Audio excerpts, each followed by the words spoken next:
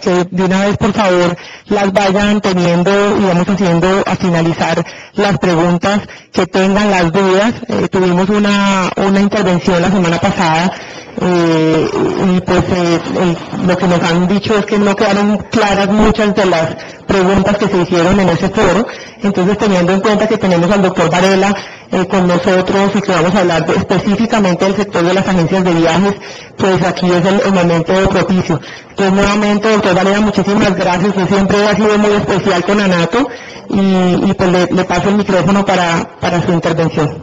Gracias. Bueno, gracias. Tenemos control, por lo menos para pasarles. Gracias. ¿Cómo les ha ido? Bueno, muchas gracias. Siempre es un placer encontrarme con ustedes. Ya hemos hablado en ocasiones anteriores sobre el Estatuto del Consumidor. Nuestra última reunión tuvo mucho que ver con el tema de competencias. ¿Quién es competente para qué? Y hoy quiero que nos concentremos en algo muy importante. Como ha quedado claro que la Superintendencia de Industria y Comercio es competente en materia jurisdiccional frente a todos los sectores de la economía, con una sola excepción, que es el del sector financiero, y este sector financiero referido únicamente a los servicios financieros como tal, no todo lo que hacen los bancos. Los bancos hacen muchas cosas que no son servicios financieros.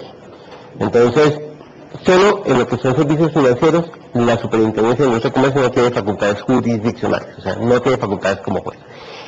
En el resto de los sectores de la economía, ¿qué pasa al siguiente con el de la metacontra? Con este atrás. Listo, voy a hacer que no me enrede. En cualquier caso, quedando claro eso, es que somos competentes en todos los sectores de la economía, con la excepción que ya hicimos. Pues nada, ahora lo que quiero que veamos es, ¿qué es eso de la acción de protección al consumidor? ¿Cómo está concebida en el estatuto? ¿Qué dijo el estatuto en relación con el tema jurisdiccional, con las acciones que tienen los consumidores y que son de naturaleza jurisdiccional? Hoy nos vamos a concentrar en eso. ¿Qué voy a querer? Voy a querer que mientras vamos hablando de algunos temas generales, vayamos asociándolos con los casos particulares de las agencias de viajes, de tal suerte que trataremos de poner ejemplos. Voy a tratar de poner ejemplos, la mayoría de ellos suelen ser exagerados. Espero que quede claro que no se trata de casos reales de agencias de viajes. Lo que trato es de no utilizar como ejemplo hipótesis que hoy en día puedan estar en expedientes que yo estoy conociendo y que yo tendría que fallar después como juez, porque tendría que declararme nuevo impedido. Entonces, el propósito de estas charlas no es que yo después me quede sin trabajo, sino que ustedes puedan recibir información. Por eso en las preguntas, si hay casos que yo esté conociendo, pues si hay preguntas relacionadas directamente con cómo sería la decisión de esos casos, voy a tener que guardar silencio, ¿de acuerdo? Así que si hay preguntas de carácter general, bienvenidas todas, ¿ok? Y por eso me interesa que hoy nos concentremos en el tema procedimental, ¿listo? Así que hoy vamos a ver qué pasa ya, entendiendo que somos competentes en esta materia con las acciones. ¿Qué dijo el estatuto frente a las acciones jurisdiccionales? Habló de tres básicamente. Dijo, están las populares o el grupo. Ustedes pueden ser eventualmente sujetos pasivos de esas acciones. Pero lo que dijo el estatuto es, esta es una acción jurisdiccional que tienen los consumidores, y es verdad. Buenos días. La responsabilidad por daños por producto defectuoso. En esta sí es más bien poco probable que las agencias de viajes estén involucradas. ¿De acuerdo?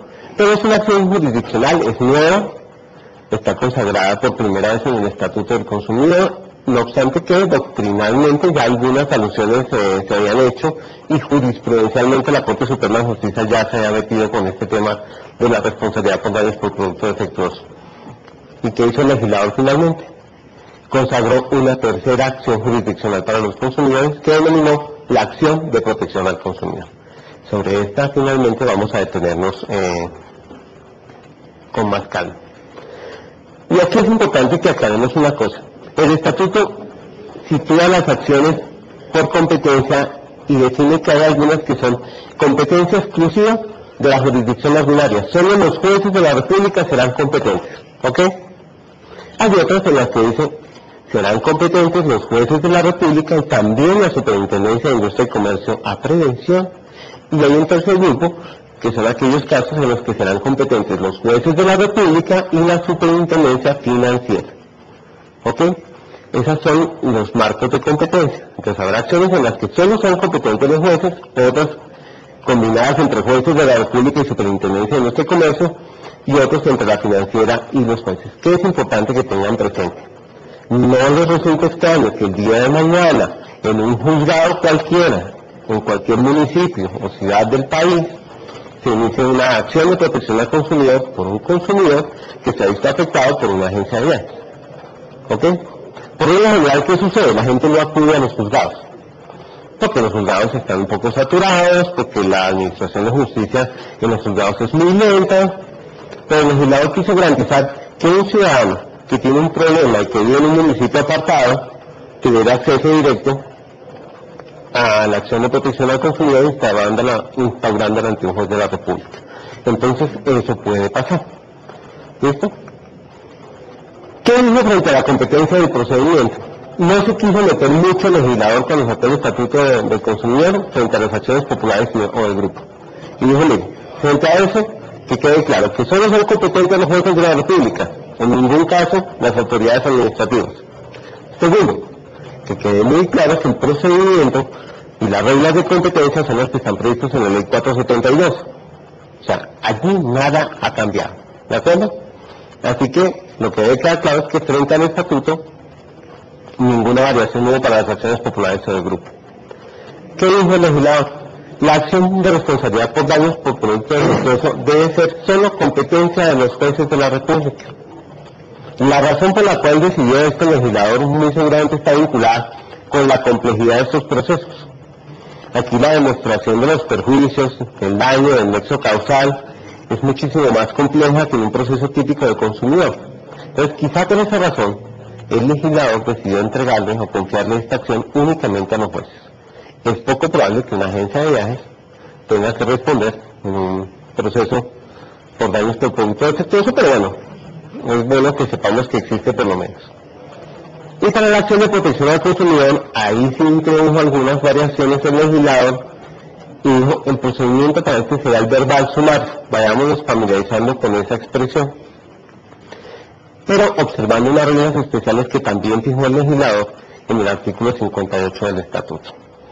Y aquí es muy importante que tengamos presentes esas reglas. ¿Por qué? Porque más allá de que el legislador dijo el procedimiento es el verbal sumario más unas reglas especiales del artículo 58, finalmente lo que uno parecería entender es que el procedimiento es ese conjunto de reglas especiales y lo que allí no está señalado debe regirse por el verbal sumario.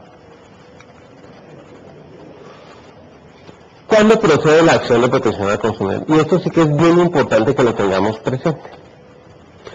Hasta el 12 de abril, la competencia jurisdiccional en materia de protección al consumidor estaba ligada íntimamente con la efectividad de la garantía. Y la garantía, como ustedes ya lo han escuchado en el pasado, está ligada a problemas de calidad, de idoneidad o de seguridad en el producto. ¿Ok?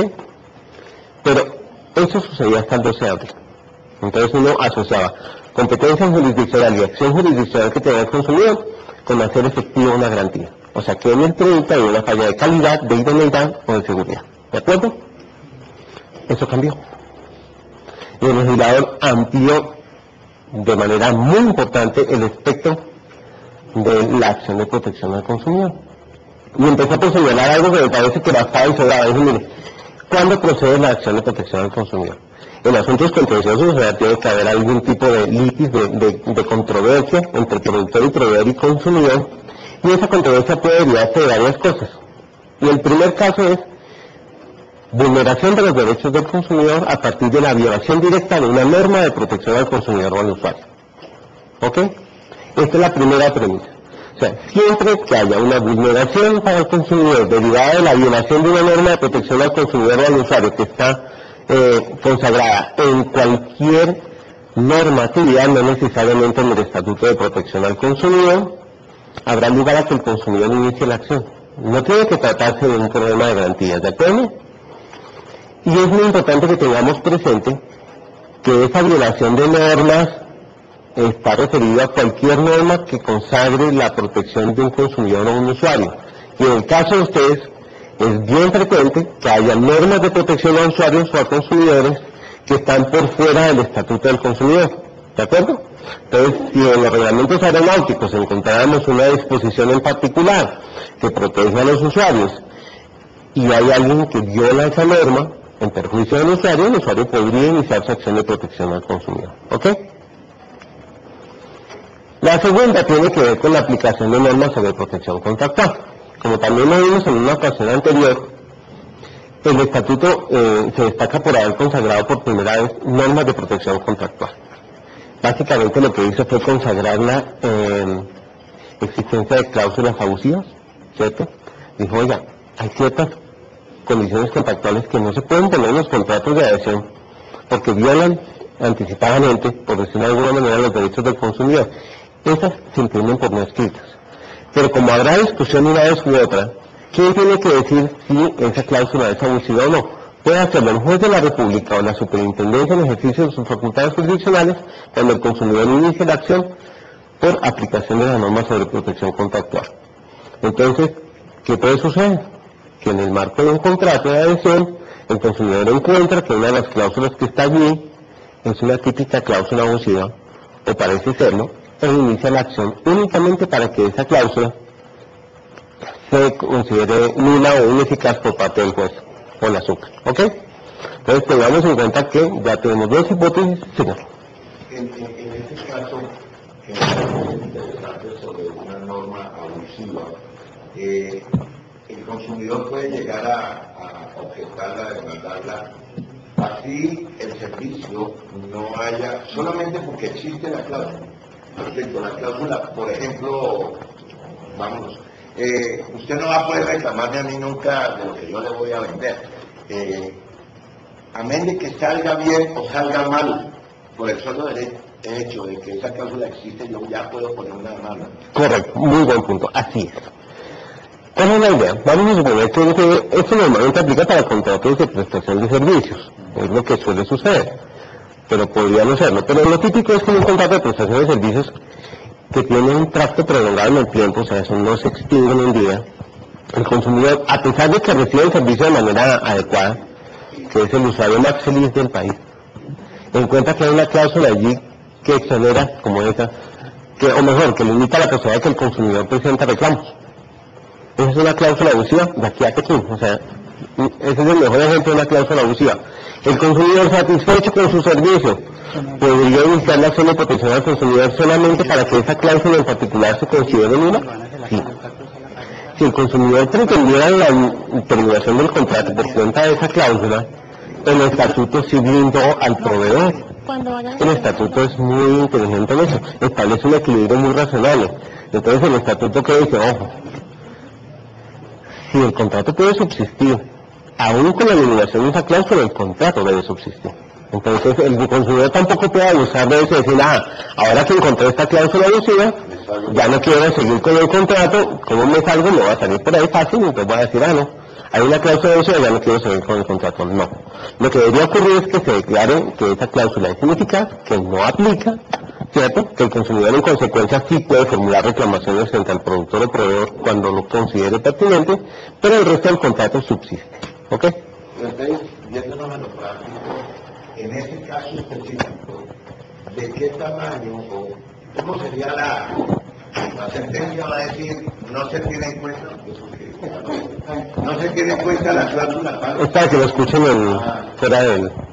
La sentencia podría llegar a decir que esa cláusula no debe ser tenida en cuenta. Correcto, la declara ineficaz. Mi pregunta, ¿y hay una sanción pecuniaria? La sentencia me puede decir a mí, y como multa te voy a poner 50 salarios mínimos por escribir eso, así no haya prestado mal el servicio, como bien lo dices tú, puede ser aún antes de iniciar. Planteada así la pregunta es, la respuesta es la que no quiero oír, que si podría haber multa, sí, podría. O sea, sí podría llegar a imponerse una sanción, sí. Normalmente, ¿qué debe ocurrir? Cuando se trata de casos aislados, no debería suceder. No debería haber una sanción. pero también se lo pongo desde la otra perspectiva. Hay unas cláusulas que la ley dice claramente, el estatuto dice, mire, estas son cláusulas que son abusivas, esto nunca debería estar en un contrato de adhesión. Entonces también póngase en el lugar del juez, que luego encuentra que eso que la ley prohíbe, expresamente lo pone el proveedor en sus contratos. Eso tal vez merecería algún tipo de llamada de atención, ¿de acuerdo? Pero por regla general, por casos individuales, no hay sanción, ¿de acuerdo? La tercera hipótesis, que es la típica que todos conocemos, efectividad de la garantía. Entonces, cuando hay un problema de calidad, de idoneidad o de seguridad en el producto, el consumidor puede iniciar la acción correspondiente cuando el productor o el proveedor no ha cumplido con su deber de hacer efectiva esa garantía.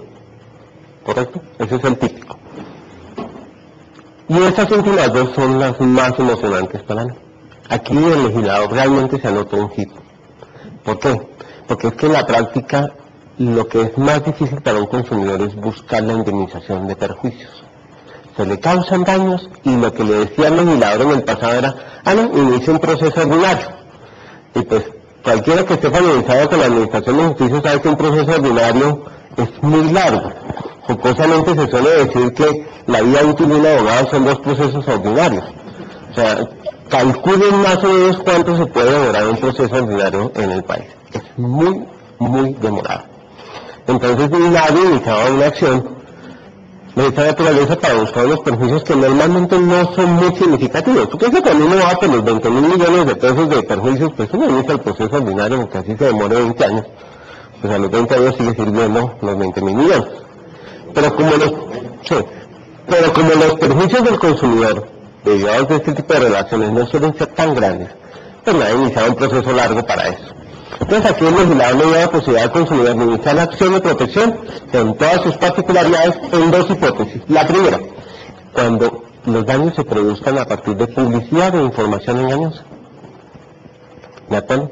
Entonces a uno le informan algo sobre el producto, unas características del producto que podría ser, por ejemplo, el tema del precio, y resulta que no era verdad, hay información engañosa y el consumidor se ve afectado por eso. Y puede que la afectación no sea muy grande, simplemente te dio la oportunidad de un precio mejor. ¿Esa diferencia podría ser un perjuicio para el consumidor? Sí. ¿Podría solicitar que se le indemnice por esta vía? Sí. ¿Ok?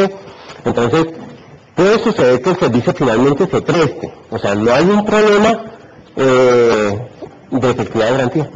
El servicio se presta finalmente con calidad, con idoneidad y seguridad. Pero resulta que en el proceso de suministrar información al consumidor, no se le dio la información como debía ser, hubo información engañosa y se le causó un perjuicio. Ese perjuicio que no está ligado con la prestación del servicio, que insisto, se puede haber prestado bien, ese perjuicio sí se puede buscar que se resalza a través de la acción de protección al consumidor. Entonces la acción de protección al consumidor podría decir, usted me informó que el precio del hotel era este, y resulta que cuando ya todo se materializa era muy superior, o era superior. Yo intento entonces cambiarlo, pero ya no puedo. La opción que yo tenía, que era razonable con otro hotel, ya no la puedo utilizar porque ya pasó un tiempo, ya estoy muy encima del momento en que debo hospedarme y perdí la oportunidad de ganarme, no sé, $150 por noche. ¿Qué es lo que yo me hubiera ahorrado si usted me dice en el momento oportuno, me da la información correcta? Entonces le digo, bueno, como eran 3 noches, ¿cierto? $150 por noche, entonces ahora usted me debe $450 de perjuicios. Se me causó ese perjuicio porque me dio información que no era real, que no era veraz, ahora indemníceme.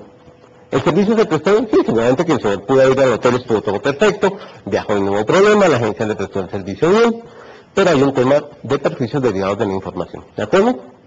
Entonces es bueno que tengamos presente que no está ligado con la efectividad de la garantía. El otro que es menos frecuente para ustedes, por supuesto, tiene que ver con los daños que se causen a los bienes en el marco de la prestación de servicios que suponen la entrega de un bien. Eso que parece un trabalenguas es el típico caso de la lavandería. Pues yo dejo mi chaqueta en la lavandería, la arruinan, le abren un hueco, ¿cierto? La manchan o la pierden y se me puede causar un perjuicio. Entonces, ¿por qué surge la necesidad de consagrar esta acción? Porque es que el tema de la efectividad de la garantía se quedaba a veces un poco corto cuando se trataba de prestación de servicios que suponen la entrega de un bien. Entonces uno llevaba a lavar el carro, le cobraban 15.000 por el lavado, uno llegaba y no había carro. Entonces le decían, desde el punto de vista de la efectividad de la garantía, si no se le prestó el servicio de lavado adecuadamente, no le cobran los 15.000 pesos. A ver, o sea, el problema ya no son los 15.000 pesos, ahora el problema es que no tengo vehículo. Y ahí quedaba el tema de si eso debía ir por efectividad de garantía o no. Y qué perjuicios se causan a partir de esa falla que el usuario o el consumidor requiere que les sean indemnizados. Y por eso se consagra esta última opción. Si quieren mi opinión personal, basada en esta primera parte. Cuando el legislador dijo, bueno, violación directa de normas de protección al consumidor, ahí lo había cubierto todo. Quiso ser específico en 4 hipótesis adicionales, perfecto. Pero con esa primera premisa ya lo había cubierto todo. ¿Ok? Entonces, lo importante es que tengan muy en cuenta por qué se inicia la acción. Porque, y en esto voy a ser recurrente, voy a utilizar esta frase seguramente más de una vez en estos minutos, y es, muchos de los casos se pierden porque se defienden mal. No es que no tengan la razón. El consumidor también se equivoca y el consumidor muchas veces no tiene razón. Eso no es extraño. El problema es que esta es una litis en el marco del derecho civil. ¿Y esto qué implica? Que hay que defenderse adecuadamente. Si no se defienden bien, el juez no les hace la tarea. Esto no es una actuación administrativa, donde la autoridad administrativa tiene la obligación de buscar la verdad, de ver si hay responsabilidad, buscar las pruebas de la responsabilidad para luego condenar, sancionar. No, aquí no. Aquí cada cual tiene que defenderse, el que no se defiende bien, pierde. ¿Qué va a incidir mucho en la defensa adecuada por parte de los proveedores y productores? El que tengan claro por qué se ha iniciado la acción de protección. No tengo garantía. Entonces, en el típico ejemplo de la indemnización de perjuicios por publicidad, si llega una defensa y me dicen, mire, yo le presté el servicio bien, el hotel fue una maravilla, no sé por qué ese señor está molesto, perdieron. O sea, porque el ejercicio del derecho de postulación en este proceso se da una sola vez al contestar la demanda. Y si no contestan adecuadamente y no tienen pruebas adecuadamente porque ustedes están pensando en otra cosa, y dicen la efectividad de garantía como si todo girara en torno a esto, pueden terminar perdiendo, ¿de acuerdo? Es muy importante que se concentren en eso. No me voy a tener mucho en el tema de la superintendencia financiera, solo quiero señalarles que efectivamente hay una competencia especial en el tema de servicios financieros. La ley lo que dijo es, bueno, cuando se trata de una controversia entre consumidor o usuario de servicios financieros y el prestador de esos servicios, siempre que sea un vigilado de la superintendencia financiera, la competencia será la superintendencia financiera. Y además, siempre y cuando la controversia se dé en relación con un servicio financiero. Entonces, si el banco ofrece un televisor como obsequio por sacar un CDT y el televisor no funciona, ¿el banco tiene que responder por la garantía del televisor? Sí. O sea, eso está claro, ¿verdad? Aquí hay una responsabilidad solidaria que es cristalina. Y a ustedes les parece extraño el tema de que tengan que responder por el tiquete, pues un banco tiene que responder por la calidad de un televisor. No, así funciona el sistema. Entonces, el televisor que me dieron como incentivo, por el CDT no funcionó. ¿Yo puedo ir al banco? Sí, eso no es de mí. Respóndame por el televisor. Y supongamos que el banco no hace caso. Porque algunos bancos piensan todavía que eso es un tema que les es totalmente ajeno. ¿El consumidor puede iniciar la acción? Sí. Y no será ante la superintendencia financiera. Porque el tema del televisor no es un servicio financiero. ¿De acuerdo? No hay una falla en el CDT.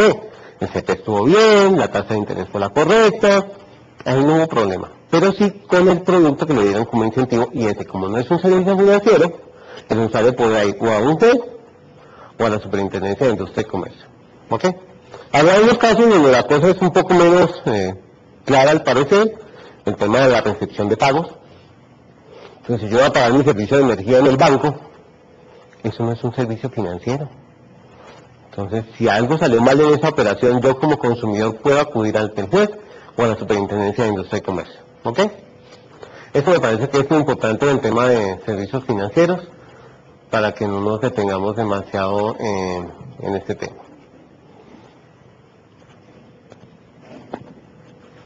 aquí quiero que nos vamos a insistir. El procedimiento verbal sumario más reglas especiales del artículo 58. ¿De acuerdo? Las excepciones, ¿cuáles son? Las que vimos al comienzo, las acciones populares sobre el grupo que se tramitan ante los jueces con el procedimiento que tiene la ley 472 y en las acciones por responsabilidad derivada de los daños que se causen con un producto defectuoso que se harán ante los jueces y será por un proceso ordinario. Reglas de competencia. Es importante que tengamos esto presente. La superintendencia y los jueces conocen la prevención. ¿Eso qué significa? El consumidor es quien decide ante quién acude y ante quien acuda primero, allí entrega la competencia. ¿De acuerdo? Entonces, si el consumidor presenta la demanda ante un juez ante la Superintendencia de Industria y Comercio al mismo tiempo no, pero lo presenta ante las dos autoridades, él será competente el que la reciba primero. ¿Listo? ¿Ok? La superintendencia es competente en todo el territorio nacional. Entonces, si bien es cierto, como les contaba al comienzo, es posible que algún juez de la República inicie un proceso en el marco de la acción de protección al consumidor, ¿de acuerdo? Eso no obsta para que la superintendencia ejerza su competencia en todo el territorio nacional. Entonces, un consumidor afectado, no sé, para Tehuano con una marca, presenta su demanda por internet y ahí no hay problema. ¿Listo? Se inicia el trámite. Pero ¿qué sucede? El legislador es consciente de que hay dificultades cuando uno tiene competencia en todo el territorio, pero no tiene presencia en todo el territorio. Entonces le dio unas herramientas a la superintendencia. Le dijo, mire, utiliza medios tecnológicos. Usted además puede delegar funcionarios para que realicen diligencias en aquellas ciudades donde usted no tenga presencia. Pero además usted puede comisionar a los jueces de la República, que eso es un ejercicio que no hacemos con frecuencia porque eso no suele funcionar muy bien.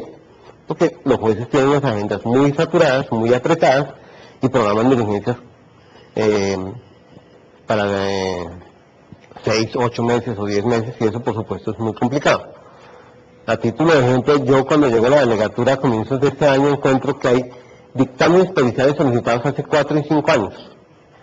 Se le comisionó a un juez para que lo hiciera y no lo ha practicado. Imagínense.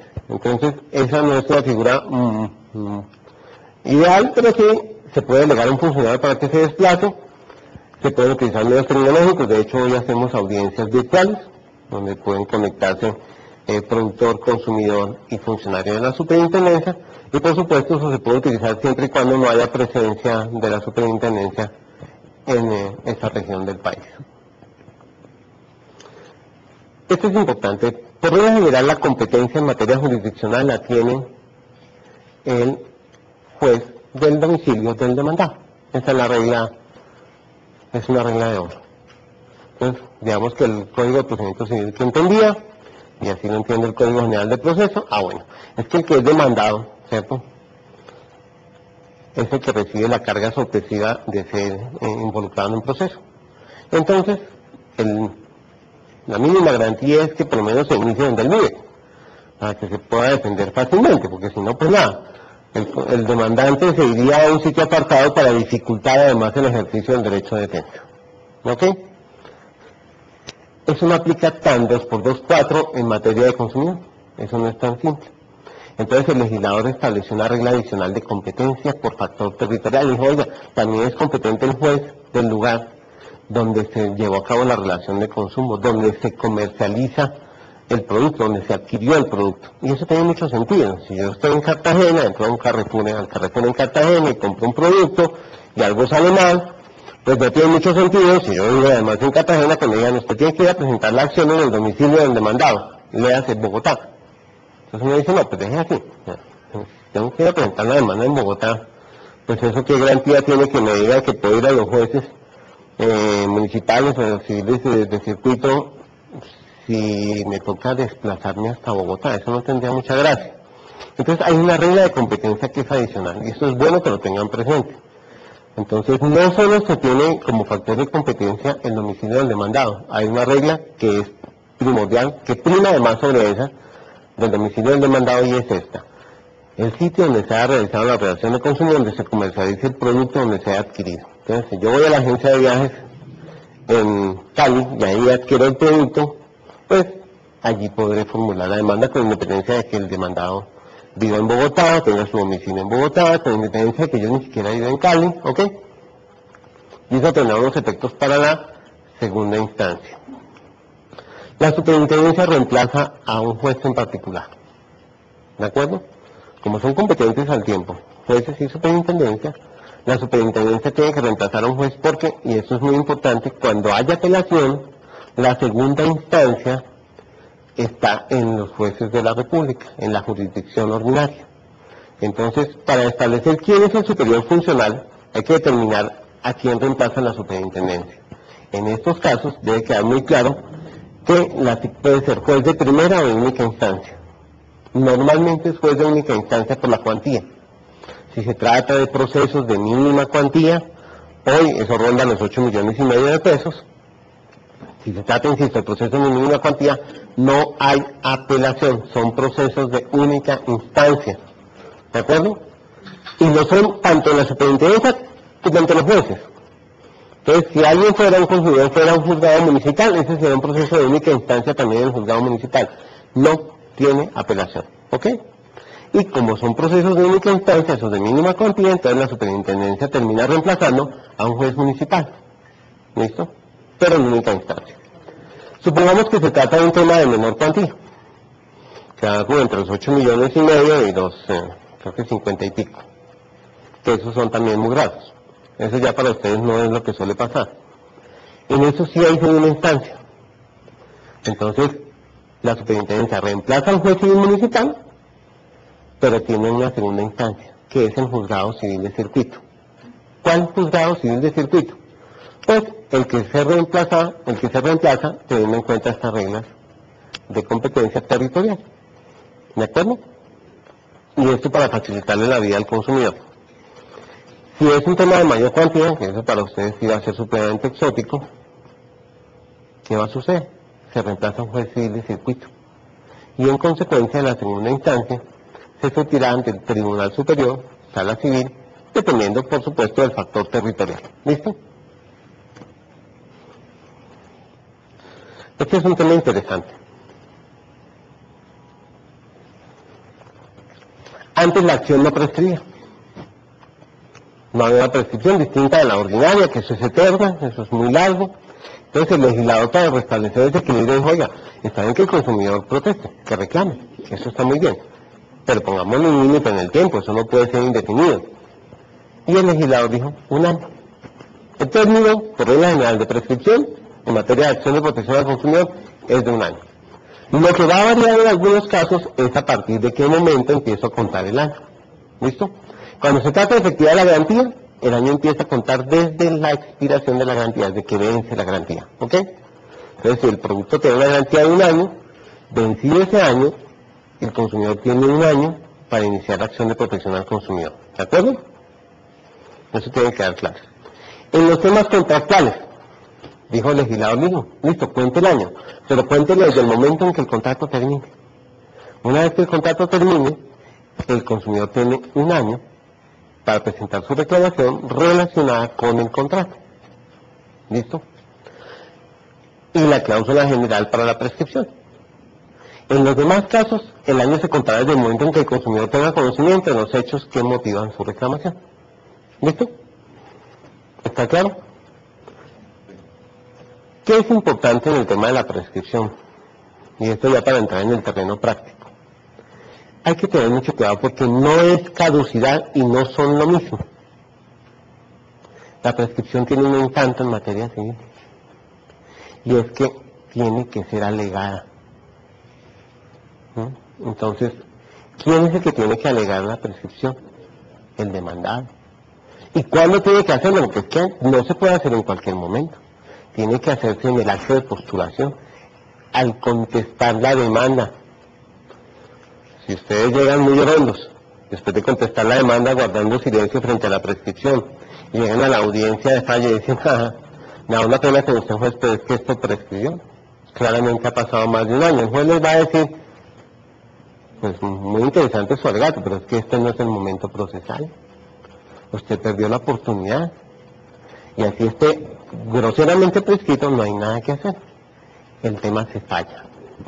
Por eso es que yo quiero que hagamos énfasis en esos aspectos pequeños del tema procesal, porque es que uno puede perder un caso teniendo la razón si no se defiende adecuadamente. Este es el tema más importante acá. Entonces la prescripción se debe alegar. O sea, eso no es todo que el juez diga, no, el juez va a encontrar que claramente pasó más de un año, que es evidente. Es más, el propio consumidor dice, en mi contrato terminó hace 2 años, pero yo estoy muy mortificado con ese contrato, y yo hoy vengo a presentar por primera vez mi reclamación. Entonces, si ustedes no dicen nada frente a la prescripción, ningún juez de la República les va a decir que hubo prescripción. Esa no es una carga del juez, ¿ok? Entonces, eso es para que lo tengan muy presente. Hoy en día no vamos a encontrar casos todavía. Este es un tema muy interesante porque todavía no aplica. O sea, no ha pasado el primer año desde la entrada en vigencia de la norma. ¿Ok? Sí. En procedimiento civil, el juez, en muchos casos, argumenta de oficio la prescripción. ¿No? ¿Tiene que solicitar a la Nunca. Esto es un tema de reglas generales, no es del caso del consumidor solamente. Por eso es que es tan importante que el legislador sea técnico. Porque es que el legislador puede decir alguna cosa impropia y le puede parecer lo mismo al señor congresista caducidad que prescripción, porque para él no hay mucha diferencia. Pero la hay toda. Si fuera un tema de caducidad de la acción, el juez no podría iniciarla. Pero como es un tema de prescripción, la norma es clara, se tiene que alegar. Entonces, en cualquier proceso se le va a pasar lo mismo. Si en la contestación de la demanda no se propone la excepción de prescripción, no hay nada que hacer, o sea, el proceso sigue. Y en la audiencia será tardío. Quiero hacer énfasis en esto. Todavía, esto es un tema de que se pueden preparar muy bien, porque todavía les quedan meses de preparación, en tanto que todavía no es aplicable. Y no es aplicable, ¿por qué? Porque entró en vigencia el 12 de abril, así que solo hechos ocurridos del 12 de abril en adelante podrían estar cruzados por estos términos de prescripción. Entonces uno sí podría llegar el 15 de abril y decir, estos hechos ocurrieron, o el consumidor tuvo conocimiento de los hechos el 12 de abril. Prescripción. ¿Ok?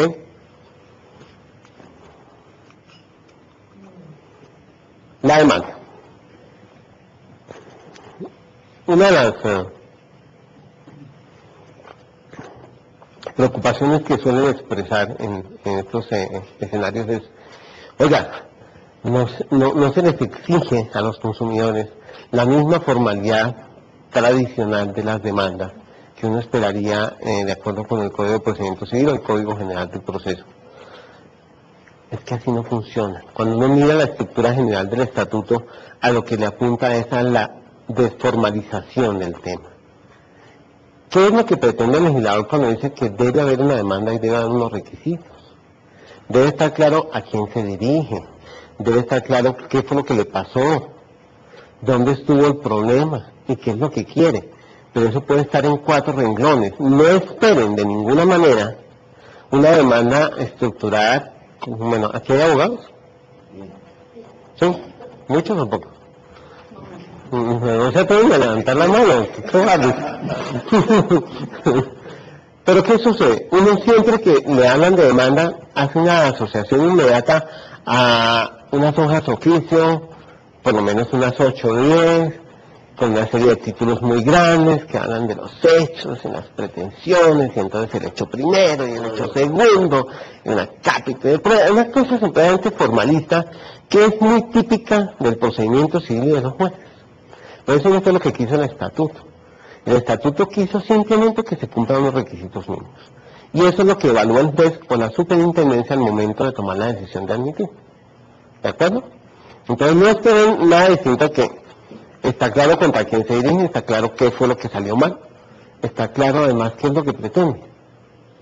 Y ocasionalmente también hay una solicitud de pruebas, que puede estar o no estar, porque es que tampoco es una obligación pedir pruebas. ¿Ok? Entonces, no esperen esas demandas formales, esperen simplemente un mínimo de requisitos. ¿Ok? Ahora, si hay algo esencial que no esté presente, por supuesto, eso sí podría justificar la inadmisión. Y se inadmiten demandas. O sea, inadmitimos, la respuesta es sí. Pero por supuesto cuando falta algo esencial. Entonces tenemos casos donde no nos dicen dónde compró el producto. Sí, por loco que eso parezca. Entonces, es que compré la camisa y me salió mal así, pero ¿qué tal si me cuenta dónde pasó? Es que así me queda muy difícil, pero pasa. Entonces, eso claramente se inadmite. Pero si dicen, mire, compré la camisa, salió mala, quiero que me vuelva la plata, no me la devolvieron, o sea, eso puede ser todo lo que se necesita para entender que están los requisitos. Y no se requiere de abogado para presentarla. ¿Ok? Entonces, eso es importante.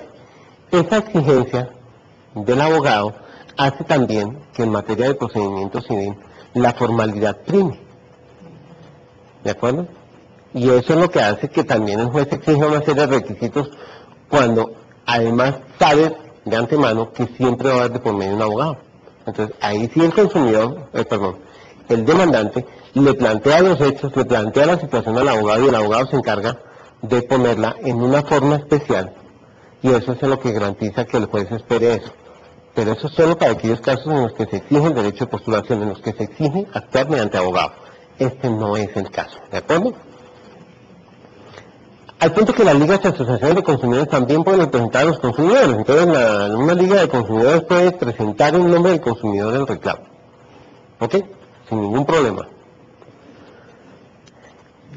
Sí debe estar acompañada de la reclamación directa. Pero, ¿qué es la reclamación directa? Si yo voy a la agencia de viajes y digo, oiga, esto salió mal, y me contestan que de malas, eso puede pasar. Que sí, tuve mala suerte, sí, pero no hay problema. ¿Ahí hay reclamación directa? Sí, es verbal y está agotada. Entonces algunos de los productores me alegan a veces, oiga, pero es que usted está echando de menos, o sea, usted no echó de menos el requisito de posibilidad, usted no se da cuenta que no hay reclamación directa. Pero cuando uno lee la reclamación es evidente que sí la hubo. ¿Ok? Entonces, en eso hay que tener mucho cuidado. No hay que desgastarse en lo que no es importante. Si ya hubo reclamación directa, concentrémonos en el fondo del asunto. ¿Sí? Y recuerden que la reclamación directa puede hacerse por cualquier forma, verbal, escrita, por correo, medios tecnológicos.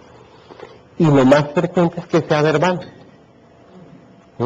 A mí no me habla de mi cuenta de que en un aeropuerto las reclamaciones son distintas a la reclamación verbal. Normalmente es una reclamación verbal, y lo que me dice la ley es, miren, lo siento, ya, o sea, pues sí, cancelé el vuelo ahí. O está muy demorado, como le dicen a uno, ¿qué tanto? 2 días. O sea, entonces tal vez ya no me sirve. No, y esto es real, este sí es un caso real, me dijeron que estaba un poco demorado, yo, ¿cuánto? 2 días. ¿Perdón? Que parece un chiste, pero es real, o sea, eso me contestaron. Entonces, sí, también sé que lo han cancelado, me imagino. Señora. Fuera del país se quedó plegada que ver con las aerolíneas ni con las agencias de viajes de acá. Debe estar acompañada por la reclamación. Eso significa que si el consumidor no presenta o no hace una reclamación, sea verbal, escrita o telefónica, y llega a instaurar de una vez la acción, podría, digamos, que ser un elemento a favor de uno porque no recibió la reclamación. Deberían admitirse. Debería. Sí. Okay. Ahora, lo que les digo es esto, mire. He visto muchos intentos, todos infructuosos, de demostrar que no hubo reclamación directa. ¿Sí? ¿Por qué? Porque es que es muy exótico, de verdad que es muy raro que cuando uno tiene un problema con un productor o un proveedor, directamente se vaya a una autoridad. O sea, eso en la vida real normalmente no ocurre. Eso no pasa. Entonces, no nos hagamos engaños diciendo, ay, no. Esto, aquí vino, me protestó, pero como no tiene la prueba, no. Así no funciona en la vida real. Normalmente el consumidor sí acude, ¿ok? Ahora, ¿qué puede suceder? Si acude a presentar la reclamación verbal y no le dan la constancia de que la presentó, ahí sí pueden verse abocados a un problema. Entonces recuerden que la obligación de darle la constancia al consumidor sobre la reclamación directa es del productor o proveedor, no es del consumidor. Entonces yo le digo, no estoy de acuerdo con esto, por esto. Lo primero que voy a hacer el productor serio, juicioso, es decirle, ok, yo tengo una obligación y es darle la constancia de que usted vino acá y no estuvo conforme. Y eso no significa que el productor pierda, no. O sea, ustedes pueden ganar muchas veces, de hecho, los casos no salen todos a favor del consumidor, eso no es verdad. Eso es un mito que también hay que quebrar. O sea, salen también en contra de los consumidores. Nuestros consumidores también tienen cosas a las que no tienen derecho. Sí, eso tampoco es raro, pero no se preocupen. Los procesos también terminan a favor de los productores o proveedores. Pero hay que hacer las cosas al derecho. si no se hacen bien, las cosas sí pueden terminar mal. ¿Qué debería hacer el productor del proveedor? Decirle aquí, no, después tengo que entregarle la constancia, que es una cosa muy sencilla, donde le digo la fecha en que usted vino y por qué vino a reclamarme. ¿Y qué les da a ustedes como ventaja eso? Que si el consumidor luego quiere ampliar el espectro de la reclamación, no puede hacerlo. Pero fíjense que quien abre el boquete no es el consumidor, es el productor o proveedor. Entonces, énfasis en esto, señora. Yo tengo una pregunta pues que debe ser un poquito obvia, pero ¿existe alguna proforma para que un proveedor entregue en el momento de la reclamación verbal y quede constancia? No, lo que uno debe hacer es, mire, en una constancia donde quede claro cuándo vino y a qué vino. ¿Y por qué es importante para ustedes? Porque es que si yo tengo un problema, únicamente sobre el tema del etiquetaje, vamos a suponer que solo, o mejor, el transporte del aeropuerto al hotel. Este fue mi problema, porque suele pasar que uno llega al aeropuerto y nunca lo recoge nadie, y uno ya después de 4 horas decide que mejor se arriesga, se toma un taxi, y listo. Entonces después uno lo que quiere es que alguien le responda por el costo, porque en algunos casos los aeropuertos, bueno, en la mayoría de los casos los aeropuertos están lejos, y uno dice, nada más tiene derecho a eso. Si yo digo, mire, quiero, señora agente de viajes, que me reembolse el valor del tiquete del aeropuerto al hotel porque nunca me recogían. Perfecto, entonces usted le habla con usted, no, ahí estuvo el transporte, que usted no lo vio, pero eso es otra cosa, ahí estuvo, y eso puede ser cierto. Entonces usted le da la constancia, y dice, vino hoy, presentó reclamación relacionada con la devolución del valor del taxi del aeropuerto al hotel en tal trayecto, porque nunca, según el consumidor, llegó el taxi, punto. Porque es que, ¿qué puede pasarle a usted? Que el consumidor va y le dice eso, y como usted le dijo que no, entonces el consumidor empieza a hacer un backup de todo lo que le pasó mal en el viaje. Entonces dice, pues es que ahora que me acuerdo la comida del avión no era buena, ahora que me acuerdo el avión no salió puntual, ahora que me acuerdo en el hotel no me atendieron rápido. Además ese hotel 5 estrellas tal vez no, eso era como 2. Ok, fíjense cómo el malestar del consumidor agranda el problema. Si el consumidor llega con esa queja hiperbolizada ya, ¿cierto? Y presenta su reclamación formal, hay un principio de congruencia, y es que esa demanda tiene que coincidir con lo que fue objeto de reclamación directa, salvo puntuales excepciones. Y los hechos que hayan ocurrido con posterioridad a la reclamación. ¿Ok? Si yo le hago la reclamación cuando llego a mi viaje, la hago por ejemplo telefónica, pues yo no puedo reclamar por lo que me pasó, que es que no tuve transporte. Vamos a suponer que 10 días después, ¿cierto? Tampoco tuve transporte de regreso del hotel al aeropuerto. ¿Sí? Si yo presenté mi reclamación a tiempo y presenté mi demanda por el tema del transporte, ¿podría adicionarla después con el tema que sucedió después? Sí, eso sería razonable. Pero eso es muy raro y es solo para hechos que hayan ocurrido con posterioridad a la reclamación directa. Pero por regla general hay un principio de congruencia y eso es bien importante que lo sepan. Solo puedo presentar mi demanda, mi reclamación ante el juez, ante la superintendencia, por los mismos hechos que fueron objeto de la reclamación directa. ¿Ok? Eso es lo importante. Entonces, si ustedes no tienen la constancia, ahí queda la duda, y esa duda, por supuesto, ya saben cómo se interpreta. Señora. Doctor Mariano, si la presenté vía telefónica, llamé a la gente y le dije, no me respondieron en el aeropuerto, no me recogieron. La agencia toma la reclamación. Vía escrita le debo decir, usted me llamó y dio la No, la reclamación. reclamación telefónica es un mal ejemplo, perdón, lo puse ahí como a la carrera, pero la reclamación telefónica es un mal ejemplo, ¿por qué? Porque la ley exige una obligación. Es que si yo tengo el canal telefónico, tengo la obligación de grabar. Ok. O sea, tiene que estar la grabación. Si usted después dice, no, es que no quedó grabada, es que la cinta se me acabó, es que mala suerte.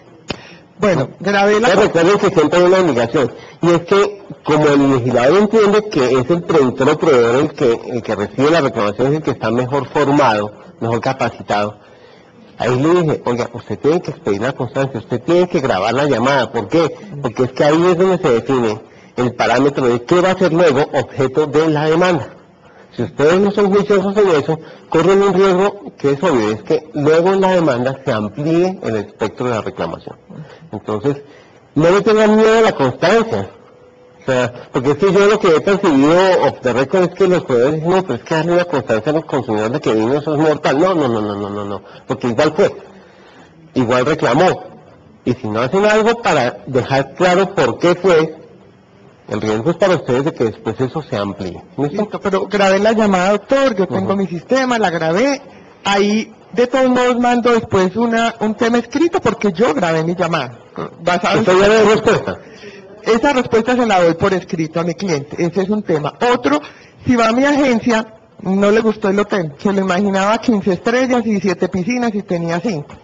Entonces vino, entonces yo le recibo y no le gustó la piscina del hotel, esperaba tal cosa, se la voy a entregar a al cliente y dice, no la recibo. ¿Ahí qué pasa? Usted tiene la obligación de entregarle la respuesta y de notificarse. Si usted la envía por correo certificado a la dirección, no hay ningún problema, usted queda blindada, usted no tiene problema.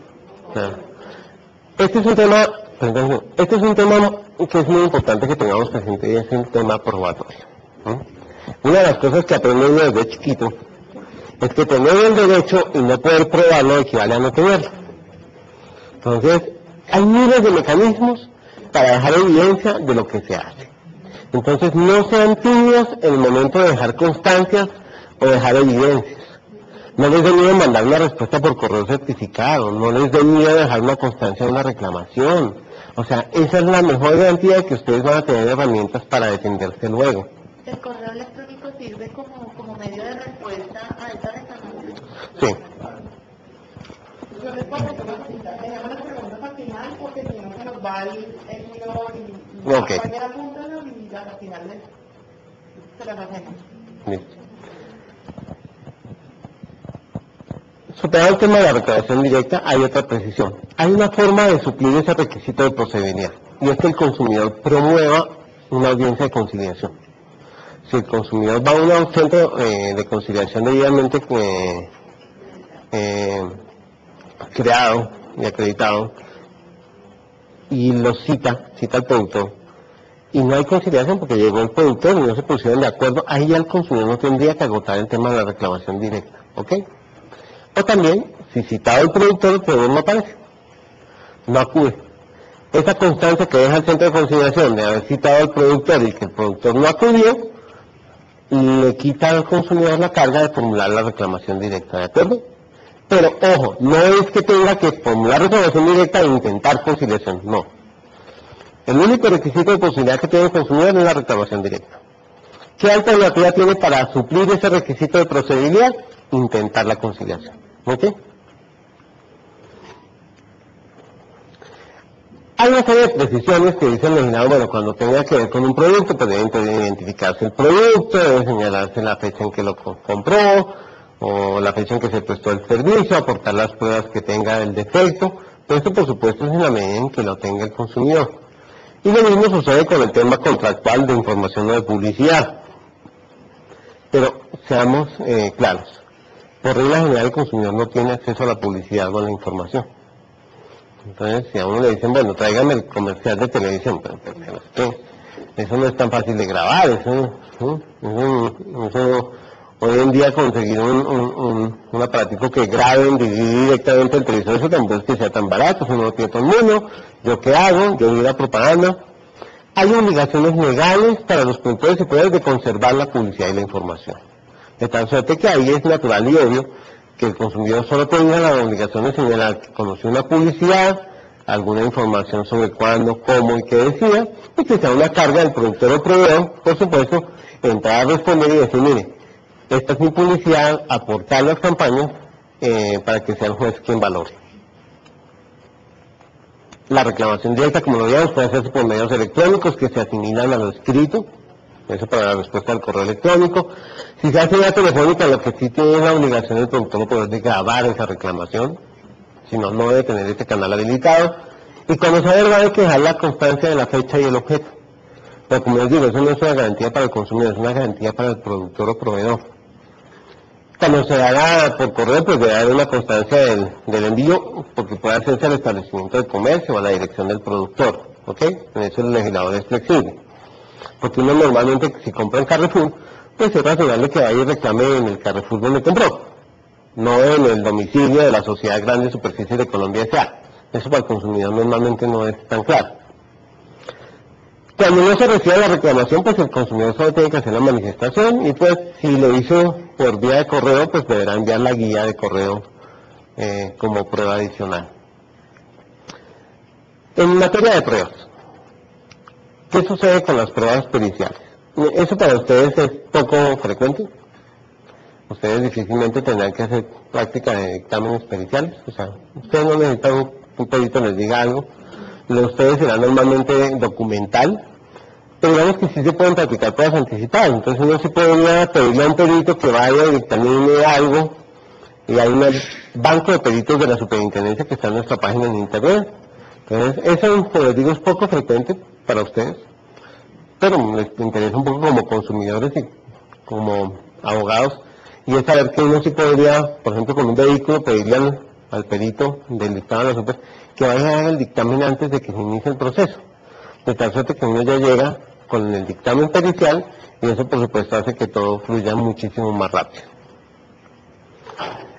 Hay una limitación sobre las pruebas que se pueden practicar en el proceso, pero pues eso no es muy relevante porque digamos que ahí hay una discusión sobre qué pruebas se pueden practicar, pero lo importante es que el consumidor debería aportar las que tiene con la reclamación directa, el productor debería contestarle con las que tiene a su disposición, de tal suerte que el debate probatorio debería estar solo ligado a lo que suceda después, no debería haber pruebas que practicar distintas de esas. ¿Cuándo hay que contestarle al consumidor? 15 días hábiles. Si no se le da respuesta, lo que sucede es que hay un indicio en contra del productor o proveedor en el marco del proceso. ¿Ok? Esta es la consecuencia. Por supuesto, si la respuesta es negativa, si el consumidor no está satisfecho, es cuando puede acudir al juez o a la superintendencia. Pero como lo vimos, la respuesta no tiene que ser muy compleja. Si simplemente uno va y el niño de servicio al cliente le dice, no, usted no tiene razón, no le cambio el producto, pues ahí ya hay reclamación directa, hay una respuesta negativa y el consumidor puede acudir. Y recuerden, que la ausencia de respuesta es un indicio grave en contra del productor o proveedor. Así que siempre hay que contestar. Porque después levantar esos indicios graves en contra es muy difícil. Entonces, por favor, hay que contestarle al consumidor. ¿Listo? Aquí hay una cosa que es muy interesante. Normalmente el consumidor debe identificar al productor o proveedor, ¿cierto? A quien dirige la acción. Pero sabemos que eso no es tan fácil en la práctica. El ejemplo de Carrefour, pues la señora que va y compra una plancha en Carrefour, pues ella no sabe que detrás de Carrefour hay una cosa que se llama Grandes Superficies de Colombia, o sea, que es una persona jurídica que tiene su existencia. Esa señora no sabe de eso. Entonces basta con que el consumidor de los datos con los que cuenta en relación con el establecimiento del comercio. Entonces, compré en tal parque, en tal dirección, y ahí está la factura. La SIC, la Superintendencia de Comercio, tiene la posibilidad de individualizar y vincular. Entonces, nosotros podemos ir al registro único empresarial, verificar quién es el propietario del establecimiento de comercio, ¿cierto? Identificarlo adecuadamente y luego sí vincular. Y para eso la ley nos da 2 meses. Si después de 2 meses no lo logramos, pues puede archivarse la actuación sin perjuicio de que el consumidor pueda intentarla nuevamente, eso sí, aportando algún dato adicional. ¿Ok? Entonces no es extraño que es que se admite la demanda, pero es que no está identificado el demandado. Eso no pasa en los juzgados. Sí, puede que no pase en los juzgados, pero aquí sí. Aquí sí puede pasar. ¿Ok? Y está además consagrado en la ley. Este es el tema, uno de los temas que más me gusta. Tengan presente que las comunicaciones y notificaciones no se hacen de la forma tradicional, arcaica, que prevé el Código de Procedimiento Civil para los trámites en los juzgados. No. ¿Y por qué el legislador cambió eso? Porque si hay algo que entraba en los procesos es el tema de la notificación. Yo soy juez además en competencia real, y eso sí funciona muy diferente. Y les quiero contar que fácilmente se puede tomar, o pueden pasar unos 4 o 5 meses mientras se notifica el demandado en un proceso de estos. Porque es sencillamente absurdo. Eso, pero así pasa, porque la formalidad de la notificación en el Código de Procedimiento Civil, y pues eso se transmite al Código General de Proceso, es terrible, es muy protocolario, muy formal. Aquí el legislador entendió que si queríamos procedimientos ágiles para los consumidores, había que cambiar eso. ¿Y cómo rompió eso? Dijo fácil, comunicación y notificación, por un medio más eficaz, siempre que quede una constancia, es la única cosa que exigen, dejen una constancia de la notificación, y hágalo a cualquier dirección. Entonces ya no es el tema de la dirección de notificación judicial que está en el certificado de asistencia, representación legal, no, eso se acabó. O sea, allá se puede hacer, claro, pero si tengo una dirección en la etiqueta del producto, que de golpe es la de la fábrica, allá lo puedo enviar, sí. Si tengo una dirección de correo electrónico que aparece en la página en internet del productor o proveedor, allá la puedo enviar, sí. ¿Por qué? Porque es que la obligación, o sea, la carga del comerciante es la de ser juicioso con las direcciones que suministra. Porque es que es muy fácil con las direcciones por todos lados y correos electrónicos, pero cuando se trata de vincularme, entonces si pongo una sola, el legislador dijo no, a cualquier dirección. Y puede ser la del establecimiento de comercio, una que aparezca en la etiqueta del producto, las electrónicas que aparezcan registradas, etcétera. ¿Ok? Y puede ser cualquier medio. Entonces, ¿un correo electrónico permite notificar? Sí. De hecho, la superintendencia hoy en día viene notificando los autos emisorios a través de CertiMail, que es correo electrónico certificado. De tal suerte que queda la constancia de que se entregó, de que se leyó, y todos quedamos tranquilos porque al día siguiente empiezan a contar los 4 largos días que hay para contestar la demanda. Sí. Entonces, eso es muy importante que lo tengan presente, ya no es el tema tradicional de la notificación donde le mandan una carta y que por favor vaya y se notifica, no, eso no pasa. ¿Listo? Autos sin recursos. Esto tuvo una modificación con el Código General de Proceso. ¿Ok?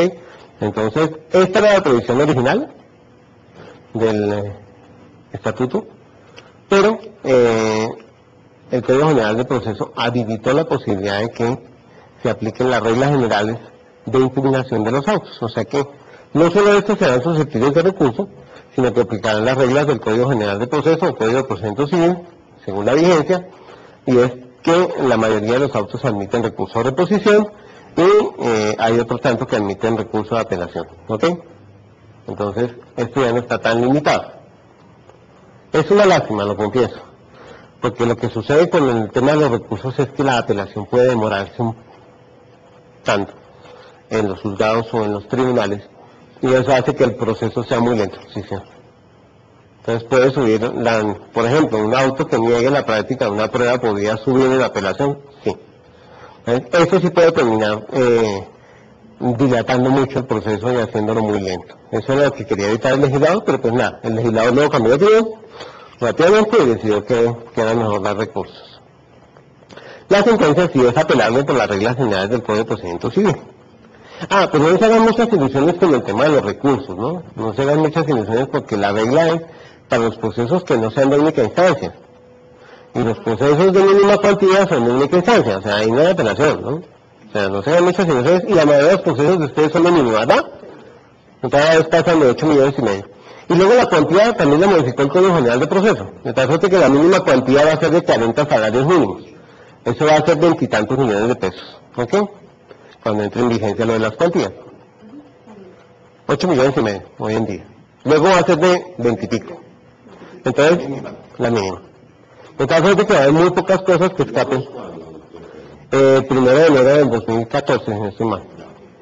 Ya está pasado que sube allá. Sí, el Código General de Proceso modificó las cuantías. Entonces la mínima cuantía, bueno, casi todo va a ser la mínima cuantía. Pero hoy en día, de hecho, sin la modificación, la mayoría de los casos de consumidor no superan los 8,5 millones. ¿Ok? Pues salvo lo que implica cambio de un vehículo, un apartamento, pero el resto, la mayoría de los casos, incluso motocicletas, salvo contadas excepciones, también están todas en mínima cuantía. La sentencia sí es apelable, pero también en los casos en que el proceso no sea de única instancia. Entonces, los de mínima cuantía, la sentencia no es apelable. O sea que se procede la sentencia y ahí murió el proceso. ¿Ok? Sin perjuicio de que hay un término de ejecutoria que permite solicitar la aclaración, por ejemplo. Que eso también puede pasar. ¿Qué sucede en la decisión definitiva? El juez resuelve de la forma que considere más justa. Aquí quiero aclarar algo. La mayoría de los procesos, por no decir que todos, que por lo menos los que los involucran a ustedes, la mayoría de los procesos que han sido fallados antes de esta norma. Es decir, procesos iniciados antes del 12 de abril en los que esta norma no aplica. O sea que no se está fallando de la forma que se considere más justa. ¿Ok? Esto es importante que lo tengan en cuenta porque antes de esta norma el juez quedaba limitado y amarrado por la pretensión. Hoy en día no. De tal suerte que si el consumidor pide algo y el proveedor no está listo y no se defiende adecuadamente, el juez sí va a tener una libertad mayor aquí para fallar. ¿Por qué? Porque se exige congruencia entre la reclamación directa y la demanda. ¿Ok? Tienen que versar sobre lo mismo. Pero luego, la decisión del juez no tiene que ser congruente necesariamente con las pretensiones. Se rompe esa congruencia. De tal suerte que el juez va a poder fallar de la manera que considere más justa. Entonces, si un consumidor, por un error de información, ve que un producto que cuesta 1 millón de pesos, se lo venden en 10 pesos y compra uno, eso suena razonable, eso es lo que iba a hacer. Pero si resulta que el consumidor compró 200, toda la existencia, eso ya no parece tan razonable, ¿verdad? Entonces la decisión del juez sí podría variar y decir, oiga, bueno, si una falla de información, por ejemplo, ok, sí. O sea que algo debe pasarle al productor o proveedor. Pero perder los 200 productos que tenían la existencia, y que tiene que vender ahora 10 pesos, no suena razonable, porque además es evidente que hay un aprovechamiento del error por parte del consumidor. Entonces eso le permite al juez moverse, y fíjense que no necesariamente a favor del consumidor como la mayoría piensa. Eso le permite al juez tomar una decisión que sea más justa, para que los consumidores tampoco abusen y los productores no se vean afectados. ¿Ok? Entonces, esta forma de fallar va a permitir que las decisiones sean más equilibradas. Y por eso se puede fallar incluso por debajo de lo que pidió el consumidor. Por fuera de lo que pidió, por supuesto, y más allá de lo que pidió. ¿Qué puede suceder en el fallo? Que se emitan órdenes. En esto hay que ser muy cuidadosos. Yo sé que a uno no les gusta perder, pero si ya hay una orden en una sentencia, claramente lo mejor es cumplir. Y hay un término para cumplir y para acreditar ese cumplimiento ante el juez o la superintendencia. Y en eso hay que ser muy aplicados.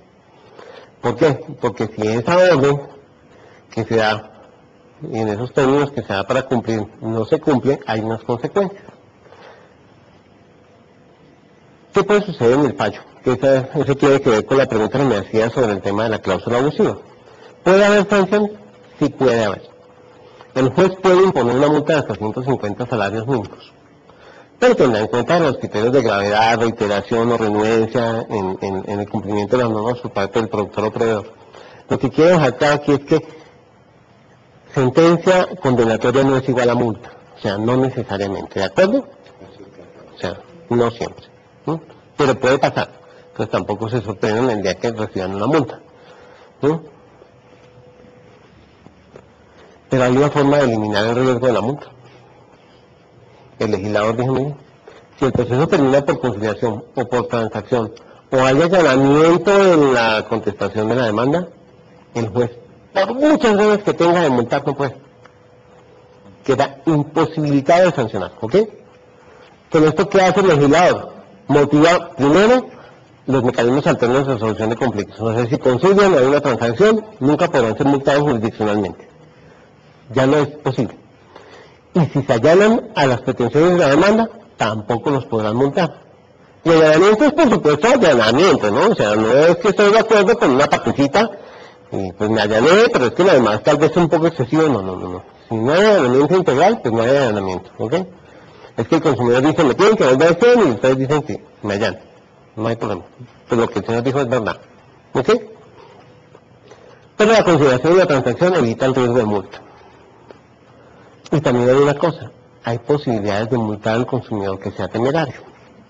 Si ustedes se encuentran en el escenario de un consumidor temerario, no tengan miedo de aportar la evidencia en la contestación de la demanda y pedir la práctica de las pruebas que sean necesarias para demostrar la temeridad del consumidor. Eso está bien, eso es bueno, porque en la medida en que multemos a los consumidores temerarios, vamos a evitar que se inicien acciones injustas y pues que estos consumidores sean de verdad o aprovechen las normas de manera irresponsable y sean de verdad temerarios. Pero no es un consumidor temerario, ¿no? O sea, temerario no es el consumidor que no tiene razón. Pero es que uno sí puede estar equivocado en la vida. Pero les voy a poner un ejemplo que si ya lo oyeron me dicen, ya lo he hecho, ya he hecho cuenta, no vuelvo a echar, por favor. Pero está el caso de un consumidor que recibe una información sobre un televisor y le dicen, mire, es un televisor LED que vale $1 millón. El consumidor va muy contento, compra su televisor y cuando se lo van a entregar dice LCD. Y él dice, no, pero perdón, es que la propaganda dice LED. Y le dice, no, no, pues es que por ese precio obviamente no era un LED, es un LC. Pero igual es bueno, o sea, en cualquier caso, cualquiera de esos dos son más delgados que yo tengo en mi casa, pero ¿hay una diferencia? Sí. Entonces el consumidor dice, no, no, es que la información es esta, mire, y el productor, ¿qué hace? El productor de la publicidad le dice, tiene razón. Como usted tiene razón, ¿cuál es mi procedimiento empresarial? Escoja cualquiera de los LED que están a disposición, el que usted quiera y llévese. Claro. Eso es bueno. Entonces el señor, ¿qué hace? Coge el folleto y se va a todos los establecimientos de comercio, a otros establecimientos dentro de la misma ciudad, a hacer la misma operación. Entonces, la primera transacción, la primera situación es normal, sí. La segunda es temeraria, sin duda ninguna. Si el consumidor no está satisfecho con la publicidad, ¿qué debe hacer? Denunciar. Denuncie que hay una publicidad engañosa para que sancionen al productor. Ese es su proceder normal y correcto. Pero no intentar aprovecharse del error e intentar en diferentes establecimientos de comercio hacer la misma operación. El proveedor se da cuenta, lamentablemente esto sucedió cuando no estaba en vigencia esta norma, pero si eso sucede, si hay un consumidor temerario, no duden en aportar la evidencia para que lo podamos detectar, porque no me extrañaría que haya alguno que se dedique a aprovechar este tipo de errores, entonces ese es un consumidor que puede ser eventualmente sancionado. En una primera charla que tuvimos aquí, cuando se hablaba del consumidor temerario, hablábamos de la posibilidad de exigir una póliza al demandante, porque es que cuando vamos a demandar a Catronic, pues yo sí sé dónde es Catronic y que eso es al costo y que el costo es del éxito, en fin, pero yo no tengo ni idea qué es lo que yo hago, ¿me entiendes? O sea, para ellos repetir contra mí es mucho más complicado que lo que yo como consumidor pueda hacer contra ellos. Entonces hablábamos de la póliza que está en el Código de Procedimiento como un elemento, digámoslo, constitutivo de seriedad. ¿Pero una póliza para quién? ¿Para el consumidor? Pues cuando voy a poner una demanda, me amparo o presento una póliza, ¿sí? Bueno, lo que podría suceder en el evento en que eso se dé, y hay muy pocas posibilidades de que suceda en materia de consumidor, es que se soliciten unas medidas cautelares. Y fíjense que en el tema de medidas cautelares, el legislador se ha previsto que se constituya una caución para garantizar que no haya perjuicios frente al potencial demandado. Pero salvo esa precisa excepción, y frente a medidas cautelares, que en el resto de los casos no se exige una constitución de póliza para el consumidor. Faltaba más. Pues imagínense lo complicado que sería exigirle al consumidor un gasto adicional para que pueda iniciar el proceso, por pequeño o grande que sea.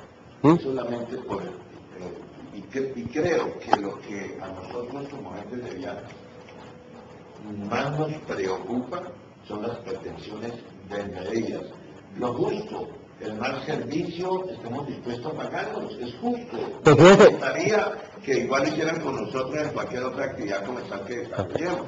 pero que hay un punto, y créanme que el legislador pensó en eso, y por eso le da la obligación al juez de fallar de la forma que considere más justa, para evitar ese desborde. ¿Qué sucedió en el pasado? Si la pretensión era un poco excesiva, ¿cierto?, pero no había una defensa adecuada, el juez no podía fallar porque eran las pretensiones del demandante, eso era prevaricato de aquí a Tequín. Entonces hoy en día me dicen, ¿pero cómo ordenaron cambiar el carro? Le digo, no se defendieron adecuadamente y esa era la pretensión del consumidor. ¿Qué hacemos? O sea, yo a la cárcel, por cuenta de esto sí, tal vez no. Entonces, fíjense que hay una limitación enorme para el juez. Hoy en día el legislador le da la herramienta al juez y fíjense que cuando todos piden esa norma dijeron, no, ahora sí los proveedores estamos perdidos. No, es al contrario.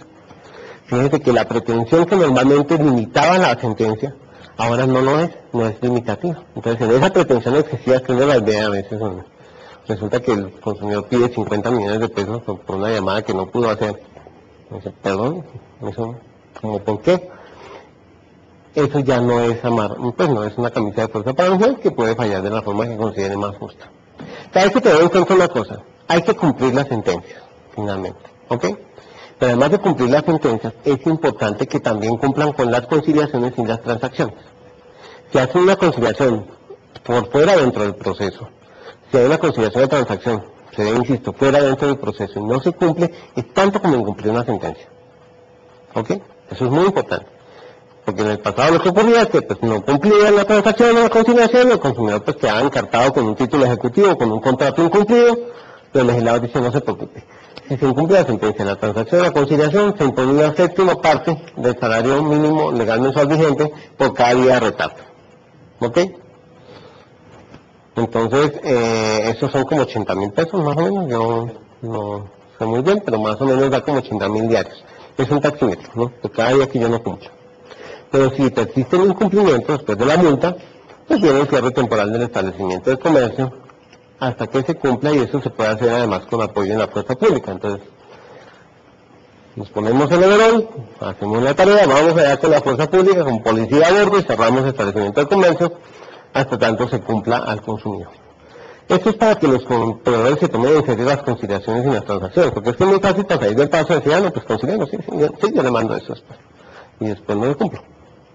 ¿Y por qué se haga eso? Porque es que si no se cumplió la conciliación, el consumidor se queda con un título ejecutivo. A ver, un título ejecutivo, o sea, inicia un proceso ejecutivo en un juzgado. Eso era el mortal, ¿ok? Hemos llegado a la parte sensible. ¿Alguna inquietud? ¿Alguna duda? Que yo pueda contestar, ¿no? Señora. Hay un tema, doctor Varela, que quedó pendiente sobre la competencia entre la Aeronáutica Civil y la Superintendencia.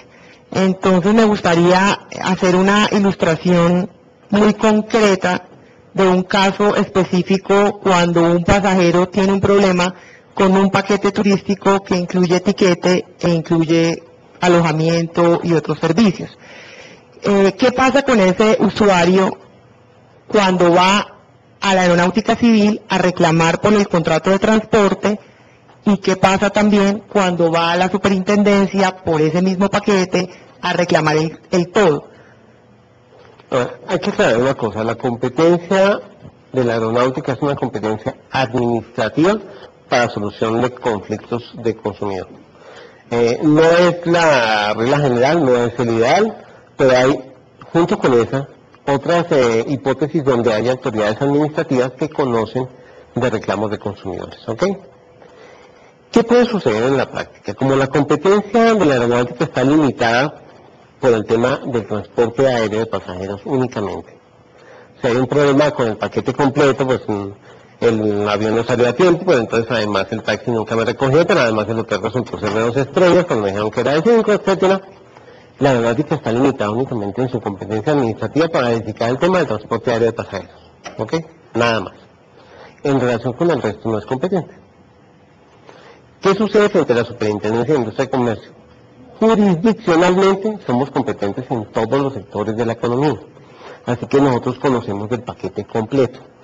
Si el consumidor viniera, sin ir a la aeronáutica, viniera con su problema de paquete turístico, acá nosotros nos podemos pronunciar sobre el tiquete aéreo, sobre el hotel, sobre el taxi, sobre la publicidad, sobre los beneficios derivados de la publicidad. O sea, la competencia es integral. Pero lo que no podemos hacer es, bueno, sí podemos de alguna manera, pero lo que no suele pasar es que nosotros podamos dirigir al consumidor. El consumidor intuye a dónde debe acudir y acude a alguna autoridad que le resuelva el problema. ¿Qué es lo más práctico para todos, para el productor generalmente? Que una sola autoridad conozca el problema. Porque es más fácil defenderse, ¿cierto? Porque es mucho más fácil, además, ligar una cosa a la otra, porque es que, vamos a suponer en el mismo ejemplo que el vuelo no salió a tiempo porque la aeronáutica cerró el aeropuerto por seguridad. Este es un típico ejemplo donde no hay responsabilidad.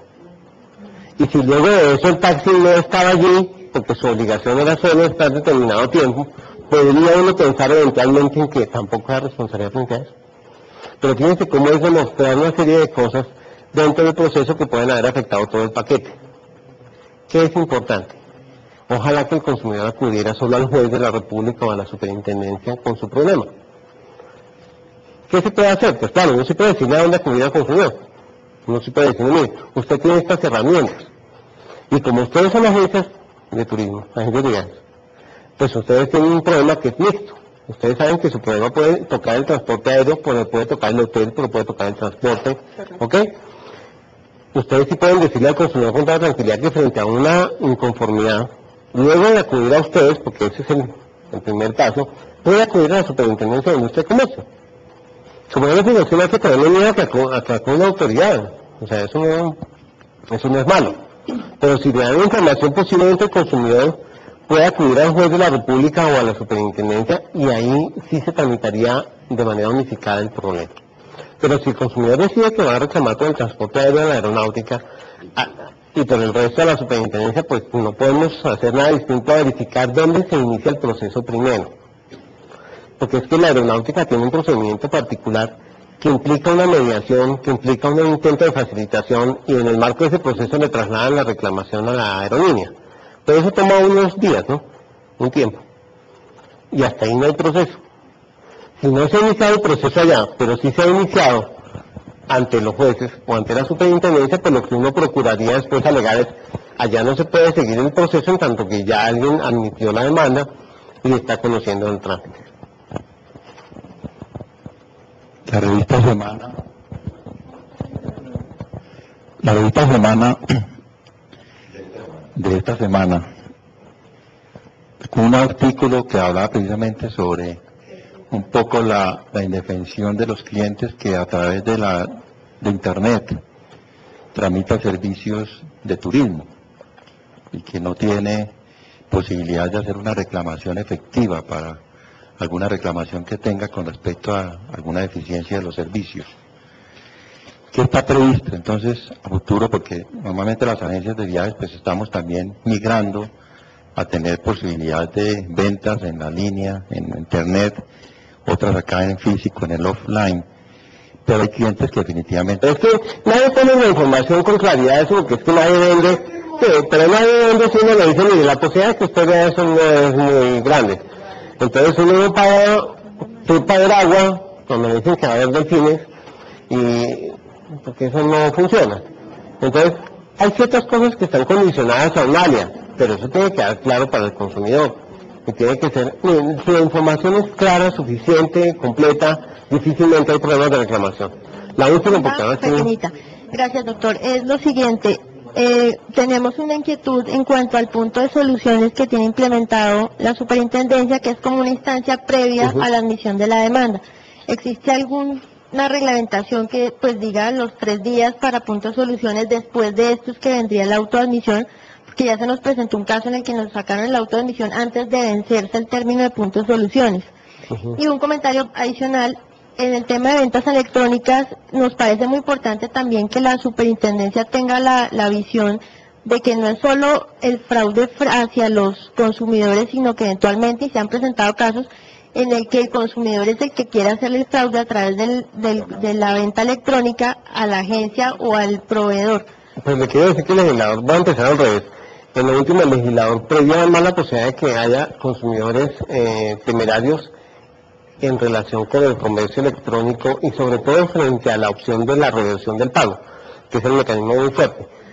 Y tener la posibilidad de multarlo hasta con 50 salarios mínimos si es que al final de la historia se demuestra que el consumidor no tenía la razón. Y en cuanto al punto de soluciones, es un mecanismo alterno que no es obligatorio. Si hay casillero virtual firmado por el potencial demandado, que esa es una opción muy buena, el término realmente se amplía a 5 días. De lo contrario, siguen siendo 3 días. ¿Qué podría suceder? No debería haber sucedido eso. Yo quisiera que me manden a mi correo radicado, porque normalmente no debe salir el auto emisorio antes de. Pero no es una ilegalidad.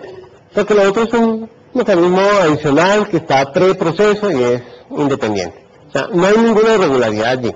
De todas maneras, si hay acuerdo después del auto emisorio, se puede terminar el proceso sin ningún problema, si hay conciliación o transacción. O sea, por eso no se preocupe. Pero no debería haber autoadmisión hasta que no se supere el punto de soluciones. Ahora, aquí los invito yo, a que se entren al casillero, les llega la información, tienen más tiempo para contestar y se vuelve automático. ¿De acuerdo? Y entonces usted me manda el correo a mi correo radical y yo lo reviso. Bueno, muchas gracias. Bueno, doctor Varela, muchísimas gracias por la intervención.